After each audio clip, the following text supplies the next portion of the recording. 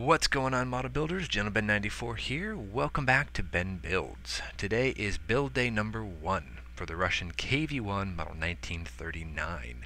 Today we are going to work on the lower hull, getting most of the major components attached. Get the sidewalls attached up, some of the suspension hooked up. So we're going to jump right in. We're not going to actually start on the first step. We're going to skip the first step because I'm not real sure what I want to do yet with the holes. We're going to go to step 2. We're going to start there. So that's going to be our stepping off point for today. So let's go ahead and I'll start pulling out these parts, opening some of these bags. And while I'm doing that, I wanted to bring up an interesting website that I found actually for anybody who's interested in KV-1s. There is a really awesome website that I ran across today called 4BoGreen. 4 is the number 4, B-O-G-R-E-E-N. You can type it into Google and it will pop up as a homepage for BoGreen. I'll put a link in the description for anybody who's interested. And what it is just a website devoted to Russian tanks. KV-1s are a big part of that. They have up on that site every single kit that Trumpeter has made for all the KVs. They go over what to look for, what to focus on, how to update the kit, how to backdate the kit, all sorts of really cool what they call recipes, which are how to build certain production variants of a kit. Great fun, lots of cool information. I guess the guy actually wrote a book too, which is really cool, though I'm not willing to pay 120 something Canadian dollars for it, but it looks like it's going to be a pretty good website to go ahead and use for reference. So highly recommend that. Now let's get back into the model building aspect of this video, and I wanted to kind of go over with everybody how you actually approach a model, and it's pretty simple. And you do this for every single part. All through assembly you do the exact same thing. Basically you get a part. We're going to take off this back section here. We're going to get our sprue cutters or flush cuts, and we're just going to snip off the part itself. Now when you cut off the part, it's going to have a little bit of a spur on top of there. We're going to use these, and what these are watchmakers and jeweler files. These are very small, very tiny files, and all I do with them is I just use them to file down any of the large plastic nubs that are left when you cut a piece off of the part tree. You can also use X-Acto knife blades, and you can actually draw it across and kind of scrape off mold lines. And you don't want to do this though. Don't go into the model and push the blade along, because chances are you're going to nick the plastic, and those are really hard to repair. So if you're going to use a blade, drag it. And then use a file. I know they make sanding sticks that are like this as well. So use something that's going to give you a greater amount of control. You want to go ahead and assemble the parts. And get all the parts ready, and then we're going to clean them up. And then you're going to do what's called dry fitting, and then you're going to glue. So gluing is the last step you're going to do on any model. So you're going to go through the same process of snipping off the parts, cleaning up the different mold lines, or filling any holes or imperfections that you don't want in the kit. You know, save your sprue, by the way. Pro tip, save your sprue. Save this stuff. Save the part tree, because you can use this plastic for a bunch of different things. I don't think I'll use any right now, but I'm going to set it aside because you never know. Anyway, so you're going to want to take the parts, and then we're going to do what's called dry fitting. And we're just going to take each of these parts and we're going to check for their overall fit. We're going to test fit it first. Once it looks good, then we'll glue. So we're just going to piece this together here. No glue, just pressure of my hands. And it looks like it's going to fit pretty well. We're going to go ahead and glue this up, and we'll be right back. Okay, so a little bit of time has passed. I've glued this side up onto the hull. We're going to go ahead and hit the next section. Just want to make sure everything is pressed together. we've cleaned up some of the areas that were already in need of some work. So that's ready to go. We're just going to dry fit it again. It looks good in the front. Back looks a little iffy. We're going to have to clean off this little spot right here. And we're just going to use a hobby knife. This is on the inside, so you're not going to really see it. So if we gouge the plastic a bit, it doesn't really much matter because it's going to be hidden from anybody's vision. We're going to work front to back here. So first in gluing, you're just going to want to put the glue right where you're going to need it. Don't glue the whole thing, just start section by section. So we're going to start just on the nose here of the hull and just piece this together like that. Now we're going to clamp it down with our hands. Really put some constant pressure on there. Really make sure that glue interacts with the plastic and kind of starts to melt the two together. And then for good measure, we're going to use a little bit of what's called a capillary effect. Get a nice little bubble of glue on the end of our brush and just dip it and draw it along the seam line where the two parts meet. And the capillary effect is actually going to suck the very extra thin cement down in between the two parts, and it's going to help bond it. Press it down. So the center is going to be glued now and attached. And now we just have to go along the edge and just make sure that all the edges are glued down. So we'll be right back when we go ahead and get into the next section. Okay, we're back, and what I wanted to show you is when you're clamping these parts down with your fingers, sometimes your fingers get a little tired. So what you're going to want to do is use like a clamp, or in this case, just a simple spring-loaded clothespin. We use this to actually just put constant pressure on a freshly glued joint. This will help immensely, and plus these don't put a lot of pressure on the plastic, so it won't break the plastic. So just a good pro tip for you there.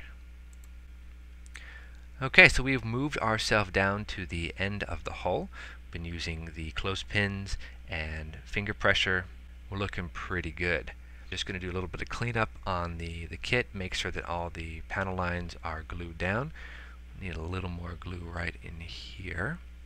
We're also going to attach the back section of the engine bay, which is more of a rounded, kind of a contoured piece that goes there back by the drive sprocket. So we'll go ahead and get that attached too. You always want to make sure that your glue is closed. Don't leave it open and sitting out because A, it will evaporate, and B, it's really going to start messing with your brain.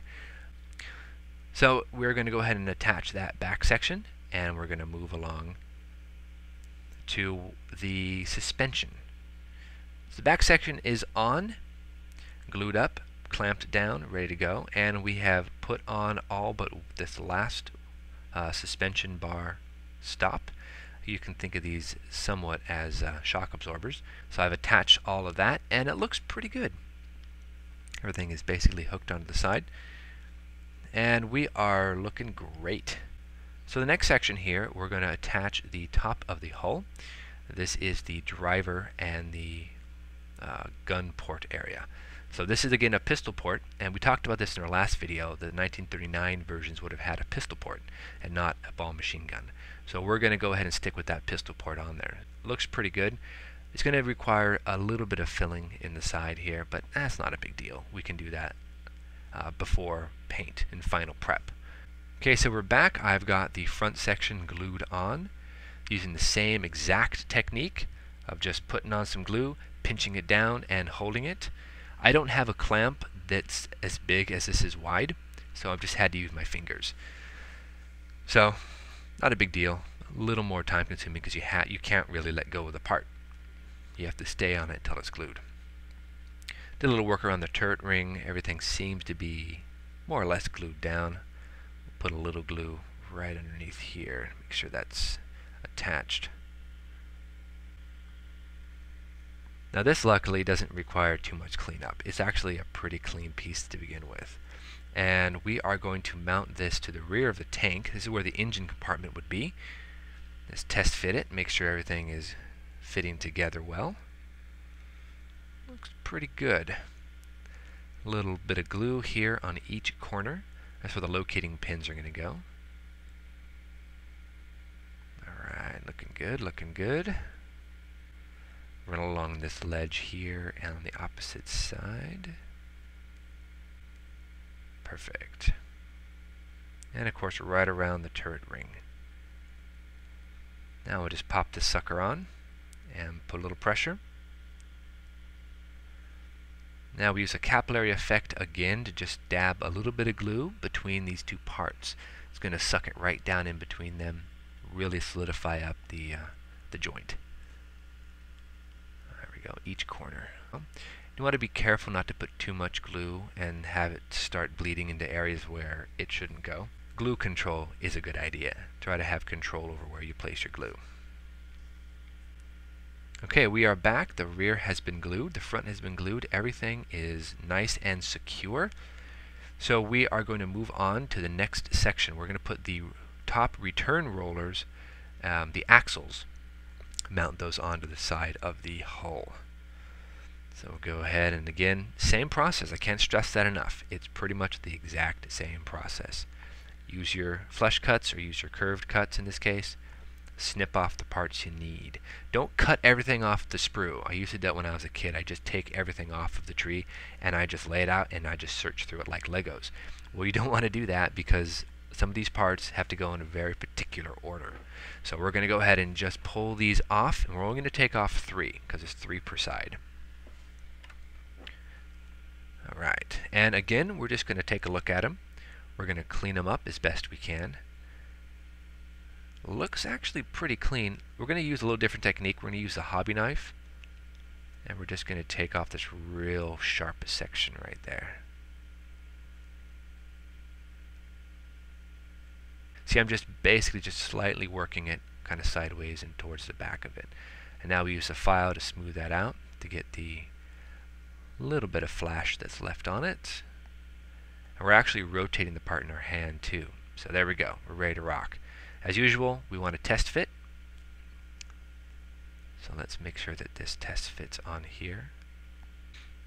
Okay, so that's how it's going to go. It's going to pop right into those 2 locating holes there on the side. So we would just want to put glue right where it's going to contact the plastic. So a little dab of the extra thin cement. There we go. 2 of the locator pins. We'll get it right on the bottom and top there. Now just place that on. Hook it in. Press it a little bit. Make sure it stays. There we go. And moving on. Okay, so we have all 3 of these on. It's looking pretty good on each side. Same process as we did with everything else. You cut the part off, you clean it up a bit, you test fit, you glue it down, a little bead of glue around the edge, and you are good to go. Alright, so we're going to jump ahead here to stage 4, and we're going to place on the rear drive sprocket axles. So again, same pattern. Just going to clean up these parts, use a little bit of the jeweler's file, take off a couple of these little burrs here in the side. And these look like they fit down inside, so they're kind of recessed into the back of the hull. So that's cool. There's no real locating pins. It's just one big locating pin. So test fit, make sure, yeah, a little bit of wiggle room, but the glue will secure that up there. Now, 1 stripe of glue on either side, on the inside there. Alright. Press in, give a little bit of turn, line up those bolt holes. Not that it really matters at that point. Line them up, press it down. Alright, looking good. Now we want to make 1 bead of glue around the outside just to make sure that everything is secured. Perfect. Another side. We've already doctored up and cleaned up that part, so we're just going to put some glue. We're going to drop that sucker in. Same process, just press in and give a little twist, hold, and then bead of glue around the outside. Alright, all 3 of the road wheels, idlers are on, the rear drive sprocket is on, front of the hull is good, and we have built a hull for the KV-1 Model 1939. From now on, we're just going to go ahead and work on some of the sub-assemblies. We'll probably do that off camera, but I hope you've enjoyed this look at it. Day 1 of the build, I think, was a good success. And I'll see you back on day 2. Thanks for watching.